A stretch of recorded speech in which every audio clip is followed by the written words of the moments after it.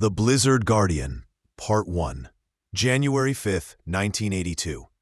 They said the storm would pass by morning. That's what the radio had told him. Light snow, strong winds, and a wind chill advisory. The kind of forecast that made you check the woodpile and pour a little extra kibble for the dog. But nothing too serious. At least, that's what George Callahan believed when he put on his heavy coat and stepped out into the bitter Montana air that morning. George was 78.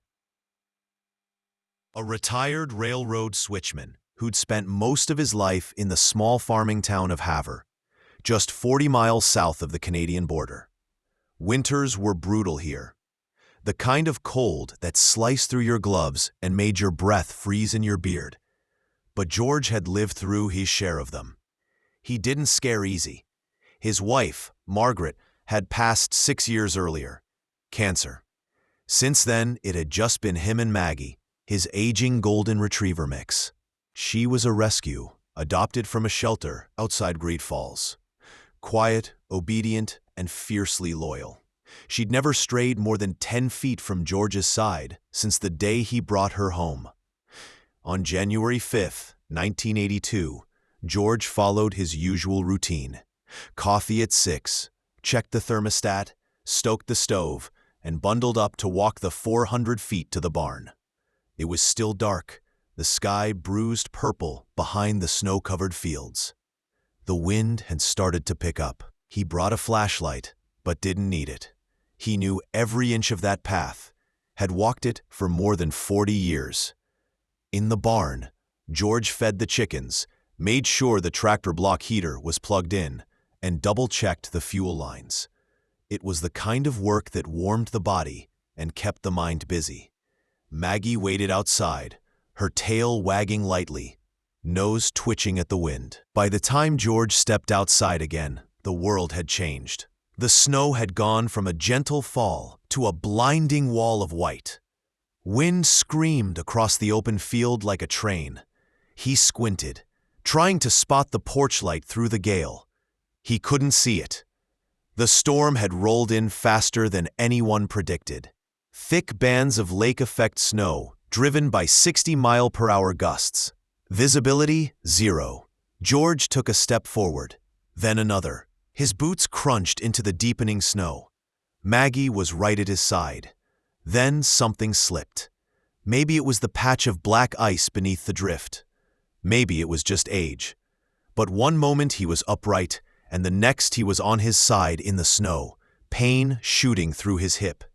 He tried to stand. The pain flared sharper. Something was wrong. Very wrong. He groaned. The dog circled him, whining. George tried again to rise. The wind howled. His legs wouldn't cooperate. He was stuck. Alone. And the temperature was dropping fast. Part 2. Below 0. George lay in the snow, his breath sharp and uneven. He could feel the cold sinking through his coat, creeping against his ribs, gnawing at his legs like ice with teeth. He reached for the flashlight, but it had fallen somewhere in the drift. Gone. He couldn't see more than a few feet in any direction. The barn was no longer visible, nor was the house. He was completely alone. Except for Maggie. She whined, pawing at his coat. Her golden fur was already speckled white. The snow didn't seem to bother her, but her eyes were frantic, scanning the endless blur for help that wasn't coming. George tried to think clearly. Don't panic. Don't move too much. Stay warm. Stay calm. He felt for his hip. Stabbing pain confirmed what he feared. Likely a break. Maybe the joint. He couldn't crawl, not even an inch. Maggie, he murmured, you stay here, girl. She didn't move. Instead, she pressed up against his chest, her body warm beneath her thick coat. George wrapped his gloved arms around her instinctively. He didn't think. He just held her. Time warped in the whiteout. 15 minutes felt like hours. Then, hours slipped by unnoticed. The snow piled on their backs. The wind tore across the fields without pause. Temperatures fell below -25 degrees Fahrenheit with wind chill. At some point, George stopped shivering. It wasn't a good sign. He thought of Margaret, of the time she scolded him for chopping wood without gloves, of the pie she used to make, pecan with too much brown sugar. He thought of how she used to laugh when Maggie chased squirrels across the yard. He thought of death, not with fear, but with the dull resignation of someone who knew it had always been part of the deal. But Maggie wouldn't let him go. She moved with him, adjusted every time he shifted, kept her body pressed to his. She licked his cheek once, then again when his eyes closed too long. A distant voice in his mind whispered, "You're not done yet." Meanwhile, 2 miles down Highway 87, Karen Bremer was cleaning frost off her truck windshield. Her husband worked road clearance with the county and hadn't come home. She wasn't worried about him. He had chains, a radio, and thermals. But she was worried about George Callahan. She hadn't seen his porch light come on that afternoon. George was always consistent, like clockwork. You could set your watch by the smoke rising from his chimney. But that day, nothing. She wrapped herself in layers, cranked the heater, and pulled out of the driveway. It was a risk in the storm, but she couldn't let the thought go. 10 minutes later, she was inching her way up George's driveway, barely able to see past the hood. The house looked buried. No smoke from the chimney. Porch light off. She honked. No answer. Karen got out and pushed toward the front door, banging on it with a gloved fist. Still nothing. She circled toward the barn, hoping, praying, and that's when she saw it. Tracks. Deep. Fresh. Human boot prints leading away from the barn, but only halfway. They stopped in the middle of the yard. Next to them, paw prints. Karen followed. Part 3. Found. Karen squinted through the snow, her scarf soaked and stiff with ice. The wind clawed at her coat, and her boots sank with every step. The paw prints had started to circle, as if the dog was pacing. Her breath caught. Then something moved. Barely visible under a small ridge of snow was the faintest flicker of golden fur. "Maggie?" she called out, uncertain. The dog's head rose slowly, eyes blinking against the snow. She didn't bark, just looked at Karen, as if relieved, but tired. So tired. Then Karen saw the shape beside her, a human form, still. "George!" she yelled, running forward, nearly falling as she knelt. His eyes fluttered. She dropped to her knees and shook his arm gently. His face was pale, lips tinged blue, but he was alive. Alive. "Maggie stayed with you?" she whispered, barely believing it. The dog leaned into George protectively, refusing to budge even as Karen tried to check him. Karen rushed back to the truck for her emergency blankets. She wrapped George as best she could and pulled her cell phone from her coat. No signal. Of course, she cursed under her breath. There was only one option. She would have to load George into the truck herself. It took nearly 15 minutes and everything she had. Maggie stayed close, circling, helping without knowing how.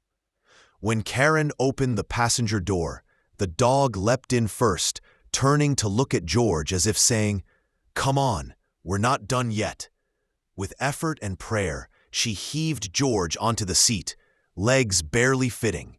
She slammed the door and jumped in, cranking the heat and reversing down the narrow, snow-clogged drive. At Northern Montana Hospital, the ER team was shocked.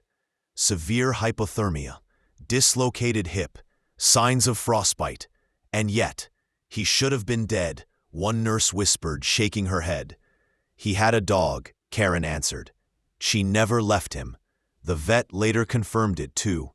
Maggie had second-degree frostbite on her paws and ears. She'd refused to leave his side, not even to find shelter. The heat from her body had kept George's core temperature just high enough to avoid organ failure. She'd save him, not with bark or bite or warning, but with warmth, with presence. George would later recall very little of the night, but one thing he remembered, clear as day, was the feeling of Maggie's heartbeat against his chest. "She kept me here," he said, voice trembling in the hospital bed. "When everything told me to go, she kept me here." Part 4. The Hospital Window.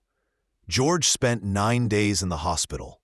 The first few, he barely spoke, his words slurred by cold and pain medication. But as his strength returned, so did the clarity.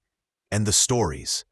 Nurses came in just to sit with him, not out of duty, but curiosity. There was something in the way he talked, measured, simple, but steady, like a man who'd seen the worst and had made peace with it. Maggie wasn't allowed in the ICU, of course, but the hospital staff made an exception. On the 5th day, they wheeled George's bed near the lobby glass. And there she was, on the other side, tail wagging, paws tapping softly on the tile. Her eyes locked with his. He smiled, finally. That was the first time he cried. After discharge, George was placed in a rehab center in Great Falls for 3 weeks. His hip would heal, they said, slowly. But he might always walk with a cane. He didn't mind. He only asked one thing, that Maggie stay close. Karen offered to take her in during the transition. Maggie had bonded with her too. But each night, the dog curled up near the door of the rehab room, ears perked for George's voice. The staff started calling her the guardian, and she was. When George finally returned home in early February, the town of Havre greeted him like a hero. Or maybe it was Maggie they were cheering for. Local papers ran the story. Dog saves retired railman from blizzard death. Faithful to the end, Maggie's midnight vigil. A reporter from the Billings Gazette even called, asking for an interview. George declined. "She's just a good dog," he said. "That's all." But it wasn't all. Something about the story resonated far beyond the valley towns and prairie fields. Something deeply human, yet greater than us.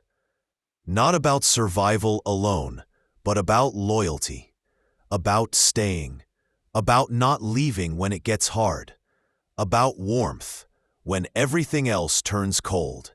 Neighbors brought soup, quilts. One kid even painted a portrait of Maggie in watercolors and left it at the door with a note that read, "Thank you for saving Mr. George." The portrait still hangs above the fireplace. And Maggie, she never left his side. Part 5. The Second Winter.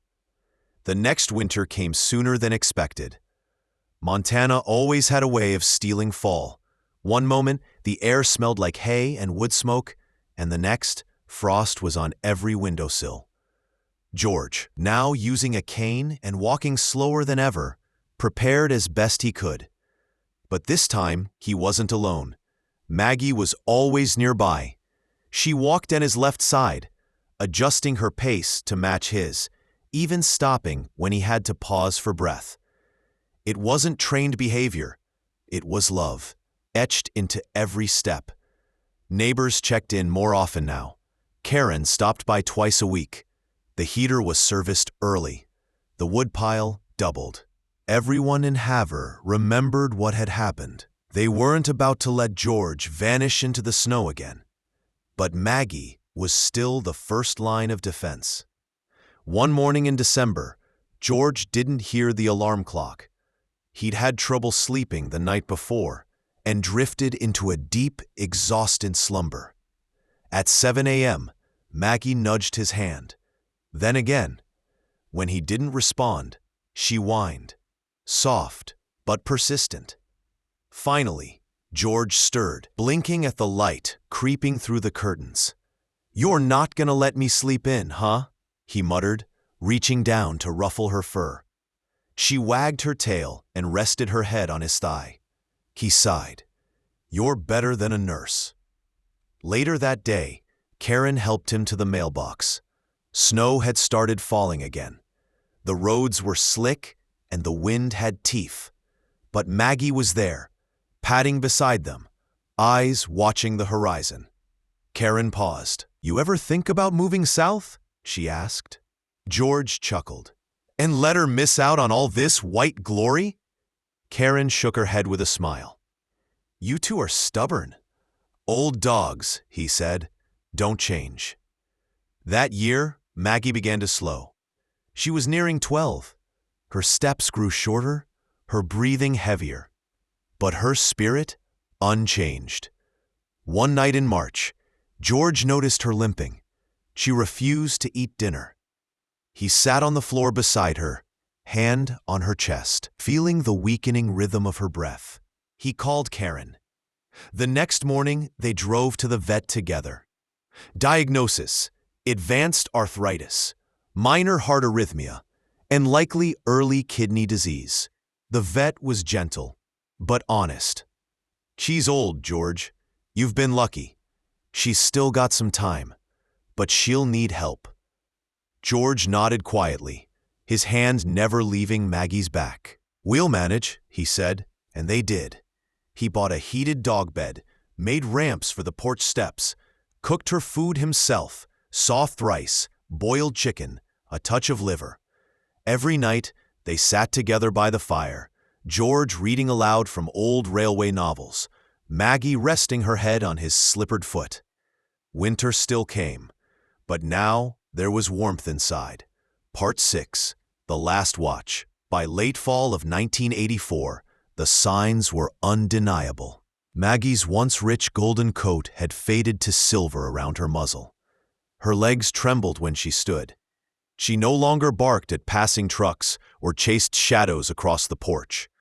But her eyes, those deep brown eyes, still followed George with the same quiet vigilance. She watched him make coffee, watched him fold the same flannel shirt, watched as he lit the stove with a trembling hand. And George watched her back. One morning in early November, George sat at the kitchen table, hands wrapped around a mug. Maggie lay on the floor beside him, her breathing soft, shallow. He leaned down and stroked her gently. "You still keeping guard, girl?" She blinked slowly, then closed her eyes.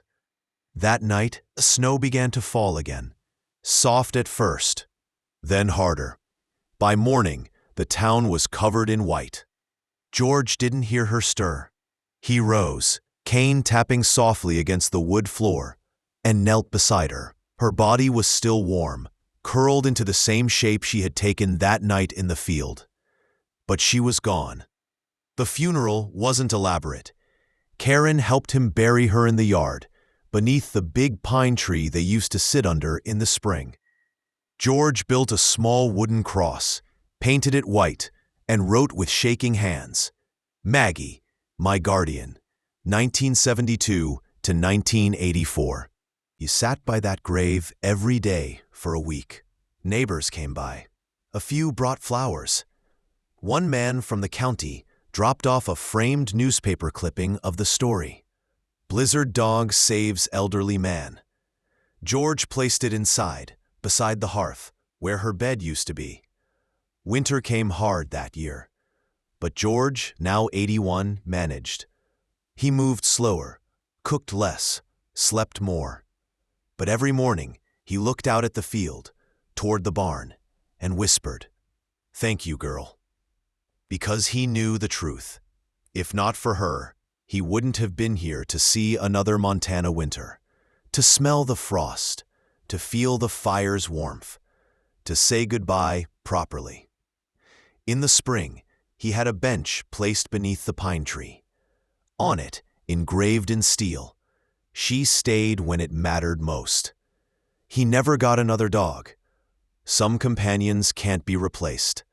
Sometimes, the greatest act of love is simply not leaving.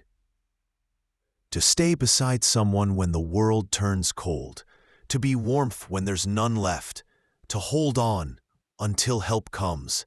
That's what Maggie did, and that's why George called her his guardian forever. If this story touched you, please like the video, share your thoughts in the comments, and don't forget to subscribe for more true stories like this. Thank you for listening.